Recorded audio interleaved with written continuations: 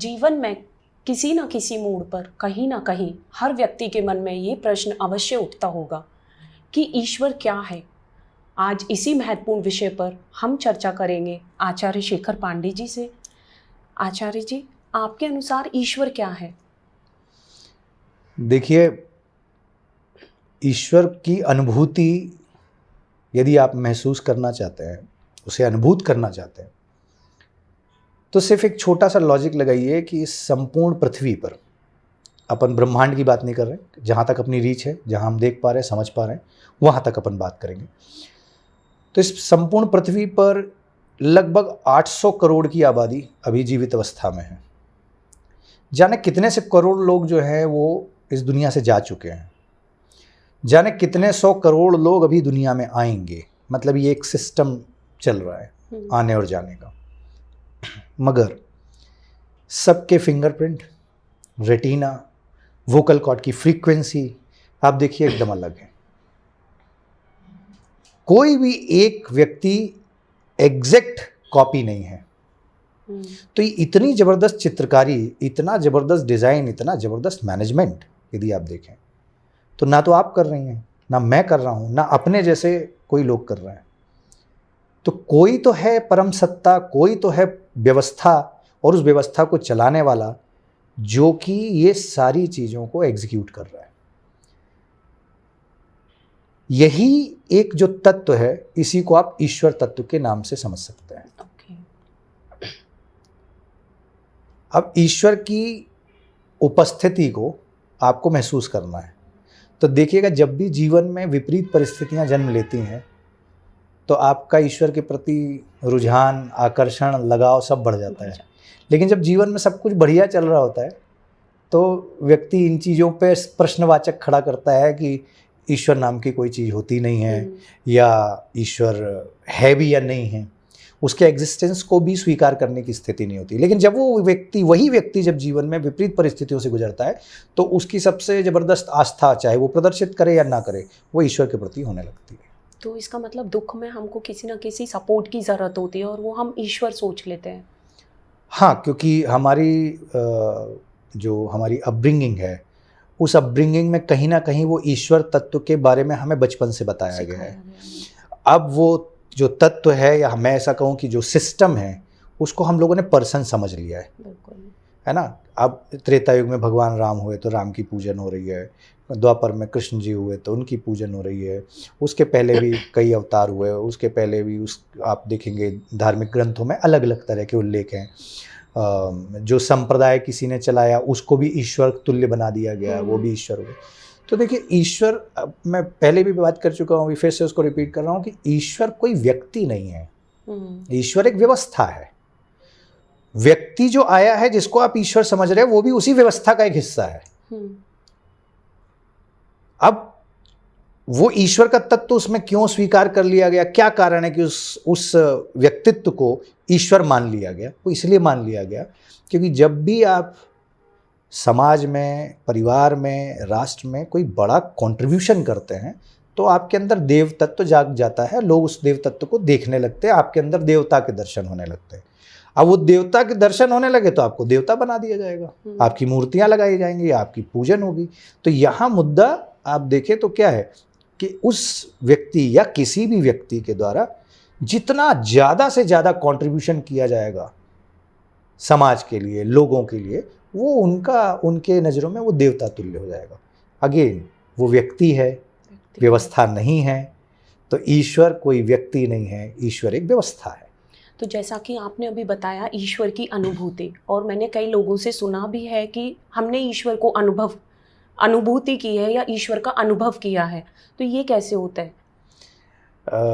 जितने भी जीवन में ऐसे विषय हैं जो आपके नियंत्रण से बाहर हैं, है ना। जैसे एक छोटा सा एग्जांपल देते हैं कि आपके हाथ में बहुत अच्छी पढ़ाई करना है, आपने वो पढ़ाई की, लेकिन आपके अनुमानित जो नंबर थे वो वैसे नहीं आए, या तो वो ज़्यादा आ गए या उस अनुमान से कम आए।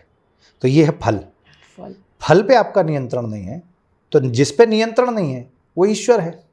तो आदमी पे तो हमारा नियंत्रण हो सकता है, जैसे कि हम ज़्यादा मेहनत करें और हम ज़्यादा नंबर ले आए। तो अब वही मैं बात आपसे कह रहा हूँ कि हर वो चीज जो नियंत्रण में है वहां से ईश्वर तत्व गायब हो जाएगा। ओके। और जो चीज नियंत्रण में नहीं है, अब जैसे जलवायु है, मौसम है, ठंड है, तो ठंड में आप क्या करेंगे? ठंड चेंज कर देंगे? नहीं। आप ज़्यादा से ज़्यादा स्वेटर पहन सकते हो, कोट पहन सकते हो, गर्म कपड़ा पहन सकते हो, लेकिन आपने उस व्यवस्था को तो नहीं बदला। नहीं। तो जितनी भी ऐसी विषय हैं, जितनी भी ऐसी चीज़ें हैं जो आपके नियंत्रण से बाहर हैं, वहीं आपको पता लगता है कि यदि ये मेरा नियंत्रण नहीं है, यदि ये आपका नियंत्रण नहीं है, तो कोई तो इसको पूरी व्यवस्था को चला रहा होगा। और जो चला रहा है, अगेन, वो व्यक्ति नहीं है, वो एक व्यवस्था है, वो एक सिस्टम है, और उस सिस्टम का नाम ही ईश्वर है। हम बार बार लोगों को ईश्वर के प्रति, लोगों को ईश्वर के नजरिए से देखने लगते हैं। ये हमारा भ्रम है। हमसे कोई व्यक्ति श्रेष्ठ है तो ऐसा थोड़ी है कि दुनिया में उससे कुछ श्रेष्ठ है ही नहीं, क्योंकि आपकी जानकारी हो सकता सीमित हो। ऐसे दुनिया में बहुत सारे लोग होते हैं जो श्रेष्ठता की पराकाष्ठा पे हैं, लेकिन वो समाज से दूर हैं, या छुपे हुए हैं, या आपकी नज़रों में नहीं है। तो इसका मतलब ये थोड़ी है कि वो ईश्वर तत्व उनमें नहीं है। तो कहीं ना कहीं पूरा जो झुकाव है या पूरी जो परिपाटी है वो कंट्रीब्यूशन की है, कि जब भी कोई व्यक्ति समाज में बहुत बड़े कंट्रीब्यूशन करेगा वो ईश्वर तत्व को प्राप्त कर जाएगा, लोग उसको पूजने लगेंगे। अब बात वही आती है कि आप जितने अवतार लीजिए, कुछ भी जो अपन चर्चाएं करते हैं, है ना, तो जो अवतार हुए वो अलग अलग समय पे हुए, तो उस समय की वो डिमांड थे, बिल्कुल, इसलिए वैसे हुए। एक भगवान राम, उनके भाई आपस में इस बात को लेके परेशान है कि ये मेरा नहीं है, ये आपका है। बड़ा भाई कह रहा नहीं, ये सब कुछ तुम्हें रखना है, पिता का आदेश है। उसी अवतार, उन्हीं विष्णु के अवतार के जो अगले द्वापर में पैदा होते हैं, सगे भाई से सगे भाई के बीच में युद्ध चल रहा है और वो युद्ध को करने के लिए प्रेरित कर रहे। पहले उन्होंने कहा कि हिंसा ना हो, लेकिन जब जरूरत पड़ जाए तो आप करिए, और करिए तो फिर ये भी भूल जाइए कि सामने भाई खड़ा है। तो कैसे आप देखिए हर युग में जो है वो धर्म की परिभाषा बदल रही है। जो पहले गलत था वो आने वाले अगले युग में सही लगने लगा, फिर जो अगला युग आ रहा उसमें कुछ सही लगने लगेगा। तो ये तो आवश्यकता के ऊपर निर्भर होता है कि कैसी आवश्यकताएं जन्म ले रही हैं। इसको और बेहतर तरीके से समझने के लिए मैं आपको एक एग्जांपल देता हूं।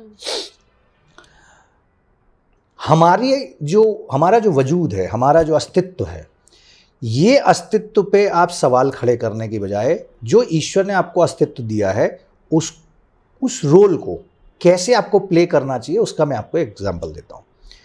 शोले फिल्म आई, शोले का एग्जांपल इसलिए ले रहा हूँ कि बहुचर्चित फिल्म है। शोले में डायरेक्टर द्वारा ये डिसाइड किया गया, जो पटकथा मीन्स स्क्रिप्ट थी, उस स्क्रिप्ट की डिमांड थी कि गब्बर सिंह ऐसा होगा, इस तरह से दिखेगा, ये उसकी परिकल्पना थी। उस परिकल्पना को पर्दे पे लाने के लिए उसको सबसे बेहतरीन व्यक्ति जो उस समय दिखा वो दिखे अमजद खान साहब। अब अमजद खान साहब को ये बता दिया गया कि आपको रोल करना है गब्बर सिंह का, तो उन्होंने इस पे फोकस नहीं किया कि यार ये मतलब मुझे जय वीरू वाला रोल भी तो मिल सकता था, है ना, चॉइस नहीं करी। उन्होंने क्या किया कि ठीक है, यदि आपने मेरे लिए सोचा है तो एज ए डायरेक्टर आपने बहुत बेहतर सोचा होगा, क्योंकि वो मेरी नज़रिया नहीं है मेरे पास, मैं तो एक कलाकार हूँ बट डायरेक्टर नहीं हूँ, तो आपने मेरे लिए जो सोचा होगा मैं उसको सही मानता हूँ। और उन्होंने पूरे मनोयोग के साथ उसको रोल को निभाया। उनके पास एक ऑप्शन और भी था कि ये रोल मेरे हिसाब से नहीं है, मैं नहीं करूँगा। ये हो गई फिल्म की बात, ठीक है। अब आप जीवन को एक फिल्म बनाइए कि एक जीवन फिल्म है ना, जीवन भी एक फिल्म ही है, लेकिन इसमें जो डायरेक्टर है वो कहीं कोई है जिसको अपन ईश्वर कहते हैं। अब आपको उसने जिस परिवार में जन्म दिया, जिस परिस्थितियों में जन्म दिया, जो आपके आसपास हालात उसने निर्मित किए, आप उनसे लड़ने की बजाय, उसका अपने को कोसने की बजाय, आपको जो रोल मिला है उसको आप बखूबी निभाइए। चाहे आप खुशी से निभाएं, चाहे दुख से निभाएं, अल्टीमेटली वो रोल आप रिजेक्ट नहीं कर सकते।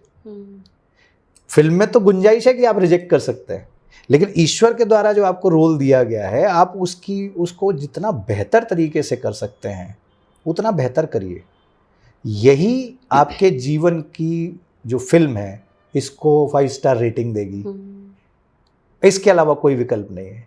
तो ईश्वर की सत्ता वहां शुरू होती है जहां से हमारे नियंत्रण छूटते हैं, और ज्ञान और विज्ञान मैं दोनों शब्द इस्तेमाल कर रहा हूँ, ज्ञान और विज्ञान की दृष्टि से जैसे जैसे उन्नति होती चली जाएगी, तो हम अभी जहाँ तक नियंत्रण कर रहे हैं, आज से 100 साल बाद नियंत्रण का जो सीमा है वो बढ़ जाएगी। जब वो नियंत्रण की सीमा बढ़ जाएगी तो अभी जहाँ खत्म हो रही है वो सीमा, वहाँ से ईश्वर तत्व शुरू हो रहा है। जब वो नियंत्रण की सीमा बढ़ जाएगी तो अब वहाँ से नियंत्रण वो ईश्वर तत्व शुरू होगा। तो यहाँ एक सरल शब्दों में ये आपको समझना है कि जहाँ भी हमारा नियंत्रण हम छोड़ते हैं, जहाँ छूट जाता है, उस जगह से हम ईश्वर पे आस्था रखने लगते हैं और वो सारी चीज़ें ईश्वर के हवाले कर देते हैं। ओके, तो ईश्वर को लेके अलग अलग धर्मों में अलग अलग मत है, इसके बारे में आपका क्या कहना है? कई बार आपने देखा होगा, इसको दृष्टिकोण कहते हैं। हाँ बिल्कुल। एक ही ऑब्जेक्ट को यदि आप 360 डिग्री खड़े होकर अलग अलग देखेंगे तो उसका आपको एक नज़ारा अलग मिलेगा। वैसे ही जीवन को देखने के हर व्यक्ति के नज़रिए अलग हैं, क्योंकि उसने किस एंगल से देखा आप नहीं जानते। तो यहाँ कुछ गलत नहीं है और कुछ सही नहीं है, यहाँ नज़रिए का फेर है। कुछ ऐसे हैं संप्रदाय जिनमें हिंसा होती है, कुछ ऐसे संप्रदाय जिसमें हिंसा नहीं होती है, कुछ ऐसे हैं जो मॉडरेट हैं, थोड़ी हिंसा भी हो जाती है और अहिंसक भी हैं। तो ये क्यों है? क्योंकि उनके जिन्होंने वो धर्म की, या नॉट धर्म, बेसिकली जिस संप्रदाय की जिन्होंने स्थापना की, उन्होंने कुछ प्रोटोकॉल बनाए, उन्होंने कुछ एक आदर्श, एक संहिता स्थापित की। उस आदर्श संहिता को लोगों ने फॉलो कर लिया, सबने अपने अपने हिसाब से नाम भी दे दिए और अपने अपने हिसाब से नाम हो गए। तो आप यदि पानी से प्यास बुझाना चाहते हैं और विश्व की नाना प्रकार की भाषाओं में पानी को क्या कहा जाता है मैटर नहीं करता है, पानी प्यास बुझाने के काम आ रहा है। तो यदि कोई भी संप्रदाय जो सर्वजन हिताय और सर्वजन सुखाय होंगे, वो ऑब्वियस है कि वो स्वीकार्य होंगे। लेकिन वो किसी व्यक्ति विशेष के फायदे की बात है, कोई व्यक्ति विशेष, वर्ग विशेष के फायदे की बात है, बाकी लोगों को उससे लॉस हो रहा है, तो वो मैं उसको ईश्वरीय तत्व का हिस्सा नहीं मानता। मेरी अपनी राय है, क्योंकि वो सर्वजन हिताय और सर्वजन सुखाय नहीं है। सनातन के बारे में इसीलिए हमेशा कहा जाता है क्योंकि ये इसी पृष्ठभूमि पे बना है, यहाँ कोई जो है विभिन्नता नहीं है, कोई असमानता नहीं है। तो ईश्वर एक ऐसा तत्व है जिसको आपको अनुभूतियाँ करनी होंगी, और अनुभूति करने का एक जैसे मैं आपको बोलूँ कि एक और आपको उदाहरण देता हूँ कि जैसे मान लीजिए डॉक्टर के पास आप गए या हॉस्पिटल आप गए, किसी को देखने गए, या कोई आपका अपना परिजन प्रिय जो है वहाँ पे हॉस्पिटलाइज है और वो ऐसी स्थिति में है जहाँ जो जीवन और मृत्यु के बीच जूझ रहा है, तो आप देखेंगे कि वो नियंत्रण चूंकि छूट चुका है, बस वहीं से शुरुआत हो जाएगी किस चीज़ की, कि प्रभु बस इसकी रक्षा करना, प्रभु इनको बचा लेना, सब ठीक हो जाए, अब आप ही कर सकते हैं। तो ये हुआ क्या? मैंने अभी आपको बताया कि जहाँ तक नियंत्रण था वहाँ तक ईश्वर तत्व को आप एक्सेप्ट नहीं कर रहे हैं, और जैसे ही नियंत्रण से बाहर गया आपने तुरंत ईश्वर तत्व को सामने ले लिया। तो अब ये ईश्वर तत्व क्या है? आपका एक भरोसा है जीने का, आगे बढ़ने का। बट ईश्वर को मानने वाले लोगों को अंधविश्वासी भी बोला जाता है, तो आस्था और अंधविश्वास में क्या अंतर है फिर? देखिए, आस्था और अंधविश्वास के लिए एक एग्जाम्पल समझिए। मैं अपने मित्र के साथ उसे बाइक से जा रहा था, बाइक मेरा मित्र चला रहा था और एक्सीडेंट हो गया। जब एक्सीडेंट हुआ तो पैर टूट गया। पैर टूटने के बाद हम हॉस्पिटल पहुंचते हैं, और जब हम होश में आते हैं, सब ठीक होता है, तो सबसे पहले हम उस मित्र को 10 बातें सुनाते हैं कि तुम्हारी लापरवाही से मेरी टांग टूट गई। राइट? उसी जगह हम ये भी कह रहे होते हैं भगवान की बड़ी कृपा रही, सिर्फ पाँव टूटा बस, नहीं तो हो सकता हम जिंदा भी ना होते। अब आप यदि गौर करें, मैंने अपने मित्र को अपनी गाड़ी चलाने क्यों दी? क्योंकि मुझे उसके गाड़ी चलाने पे विश्वास था। राइट? उसने गाड़ी भिड़ा दी? नहीं, वो गाड़ी भिड़ गई। गाड़ी भिड़ाना और गाड़ी भिड़ना दोनों में डिफरेंस है। Mala fide and non mala fide intention. तो वो नॉन मेलाफाइड था। अब जब वो भिड़ी तो हमें लौकिक दुनिया में किसी को तो दोष देना है ना मेरे तकलीफ का, तो हम वो किसको देते हैं? जो नियर एंड डियर होता है, मतलब जो उससे जुड़ा हुआ है, जो उसका कारण बना है। अब वैदिक कल्चर क्या कहता है कि ना तो आप कारण हैं और ना आप कारक हैं। करता हैं आप सिर्फ कर सकते हैं, कारण तो ईश्वर ने पहले ही डिसाइड कर दिया है, आप तो सिर्फ रोल प्ले कर रहे हैं। तो जो हुआ है वो दैवीय घटना है, मतलब ईश्वरी व्यवस्था का एक हिस्सा है। तो जब मृत्यु की बात आ रही है तो आदमी क्या कह रहा है, ईश्वर की बड़ी कृपा है कि हम बच गए, सिर्फ टांग टूटी। और जब किसी ने पूछा कि टांग कैसे टूटी, बोले इसने तोड़वाई। तो ये जो है ये विश्वास है, और ये जो ईश्वर के प्रति है ये आस्था है कि उतनी बेहाली के बाद भी हम आपका गुणगान नहीं छोड़ रहे, हम आपके वजूद को स्वीकार कर रहे हैं, हम आपके वजूद पे सवाल नहीं उठा रहे, ये आस्था है। अब एक शब्द आता अंधविश्वास। अंधविश्वास एक ऐसी चीज है कि अब इसी को थोड़ा, इसी केस को एक अलग अंदाज में प्रस्तुत करता हूं कि मुझे विश्वास था इसलिए मैंने गाड़ी चलाने दी ना उसे। अब मुझे उसकी गाड़ी चलाने के बारे में कुछ नहीं पता है, लेकिन मैंने दे दी है। तो ये क्या है, किसी ने मुझे कहा था ये गाड़ी चला लेता है, मेरा तो अनुभव नहीं था। जब मेरा अनुभव नहीं था और उसके बाद भी मैंने दे दी है तो इसकी पूरी जिम्मेदारी मेरी है। तो मैं अंधे विश्वास में चला गया, मैंने उसकी अनुभूतियां करी नहीं कि ये गाड़ी कितनी अच्छी चलाता है। गाड़ी चलाना और गाड़ी अच्छी चलाने में फर्क है। तो जब भी धार्मिक क्षेत्रों में ये अंधविश्वास जो शब्द आता है, बेसिकली धर्म के क्षेत्र में या धार्मिक गतिविधियों में आता है कि ये अंधविश्वास है, वो अंधविश्वास है। तो हर एक व्यक्ति की अपनी एक व्यक्तिगत समझ है, सोच होती है। जैसे जब एक छोटा बच्चा होता है तो आप देखिएगा, वो एक बड़ी सी बुक में एक पेज में सिर्फ 2 लेटर लिखे रहते हैं, एक में ए लिखा रहता है ऊपर, नीचे बी, ए के बगल में एप्पल, बी के बगल में बॉल। बच्चा कई साल तक एप्पल और जो ए है उसको एक ही मानता है। एप्पल देख के उसको ए याद आता है, और ए यदि बोलेगा तो बोलेगा एप्पल। लेकिन यही बच्चा जब ज्ञान अर्जन होता है, समय बीतता है, उसके अनुभव बढ़ते हैं, तो वो एप्पल की स्पेलिंग जब लिखता है कर्सिव राइटिंग में खटाखट, पहले तो कैपिटल बनाता है, लेकिन जब कर्सिव लिखना शुरू करता है, बिना पेन उठे उसका पेन चलता रहता है और लिखता जाता है। तो एप्पल लिखते समय APPLE वो जब लिखता है तो ए से एप्पल, पी से पैरेट, एल से लॉयन और ई से एलिफेंट याद नहीं करता। तो ये उसकी व्यक्तिगत समझ है। वैसे ही धर्म के क्षेत्र में अनुयायी होने से अच्छा है कि आप जिज्ञासु बने। यदि आप किसी चीज को मान रहे हैं, अच्छी बात है, मानना चाहिए, बिल्कुल मानिए, मगर मानने से पहले आप जानने की तो कोशिश करिए। यदि आप जानेंगे नहीं और मान रहे हैं, एक छोटा सा एग्जाम्पल, हनुमान चालीसा का दोहा आप 100 लोगों से पूछिए कि पहला दोहा क्या है, आदमी बता देगा, श्री गुरु चरण सरोज रज, निज मन मुकुर सुधारी, बरनउँ रघुवर विमल जस, जो दायक फलचारी।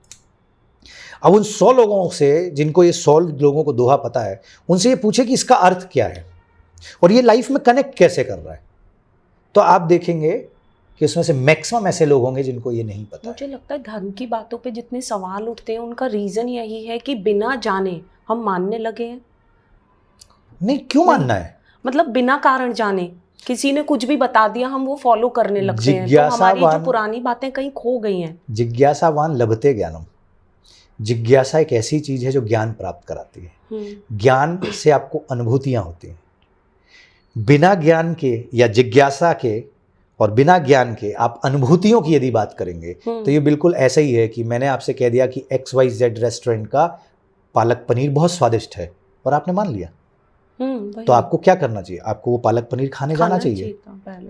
हो सकता है आप मुझे ये बता दो कि नहीं, आप मेरे हिसाब से यहाँ का नहीं, ABC रेस्टोरेंट का ज़्यादा अच्छा है।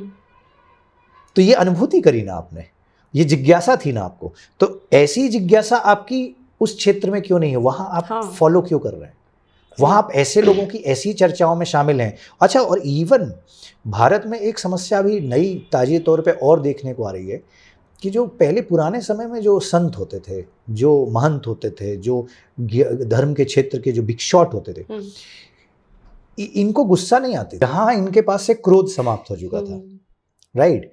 तो आप इनसे ना बिना डरे आप किसी भी तरह का प्रश्न कर सकते थे। वो जीवन के अलग अलग पहलुओं पे आपसे बात करते थे, उदाहरण देते थे। अब समस्या ये आ रही है कि जो तथाकथित संत हैं इनको गुस्सा आती है। ये कोई भी बात यदि होती है और आप उनके विरोध में चली गई, उनके मन के विरोध में चली गई या अधार्मिक महसूस हो गई, तो न केवल वो खुद नाराज हो जाते हैं और क्रोध करने लगते हैं, बल्कि उनके फॉलोअर वो ट्रोल करने लगेंगे उसको। अब यहाँ प्रश्न ये है, पुराने समय में देखिए कितना सुंदर था शास्त्रार्थ होता था। बिल्कुल। शास्त्रार्थ कैसे होता था कि उस जिस विषय पे आप चर्चा कर रहे हैं, शास्त्रार्थ कर रहे हैं, उस विषय के कुछ विद्वान इकट्ठे होते थे जो बोर्ड ऑफ एक सिलेक्शन बोर्ड कह लो या एक प्रकार की समिति है ना, वो समिति बन जाती थी और दो लोगों के बीच में वो चर्चा जो है वो शास्त्रार्थ होते थे, विथ रेफरेंसेस होते थे कि फलाने ग्रंथ में ये लिखा है, इस जगह ये है, वो है, सारे एविडेंसेस के साथ वो बात करते थे, रेफरेंस के साथ बात करते थे और वो जो बोर्ड था वो उसका अनुमोदन करता था कि हाँ यस ये यहाँ मिलता है, यहाँ मिलता है, और अपना अपना दर्शन प्रस्तुत करते थे और फाइनली किसी के पक्ष में वो फैसला जाता था। अभी गजब की बात है कि ऐसे ऐसे स्टेटमेंट व्यासपीठों से दिए जाते हैं जिन स्टेटमेंट का संबंध यदि पूछ लिया जाए कि ये किस ग्रंथ के किस अध्याय के किस श्लोक के अंतर्गत है और कहां स्थापित होता है और प्रायोगिक तौर पे क्या आपने इसको करके देखा है, वहीं पे सारे शून्यता स्थापित हो जाएगी। तो अभी ये एक नया एक नई संस्कृति कह लीजिए, नया एक ट्रेंड कह लीजिए, अभी देखने में आ रहा है। तो लोगों के अंदर पेशेंस लेवल इतना पुअर हो चुका है कि वो अब मानते हैं, जानते नहीं। और गजब की बात है कि वो मानना चाहते हैं मगर जानना नहीं चाहते। और आप यदि देखिए अपनी जो चर्चा थी कि बिना जाने यदि आप मान रहे हो तो आप अंधभक्ति की तरफ जा रहे हो, अंधविश्वास की तरफ जा रहे हो। आपकी योग्यता को बढ़ाने का एक ही तरीका है कि आपको जानना होगा। जितना जानेंगे उतना मानेंगे, लाइफ से अपने आप जो कचरा है वो बाहर निकलने लगेगा। अभी भी हम ए से एप्पल में फंसे हैं। एप्पल देख के ए आप समझ पा रहे हैं, आप ए के वजूद को तो समझ ही नहीं पाए। उस प्रकृति से, वो एक ही प्रकृति से संपूर्ण प्रकृति का क्या रिलेशन है ये आपको नहीं समझ में आ रहा। तो ये अभी वर्तमान में ये सबसे बुरी स्थिति है।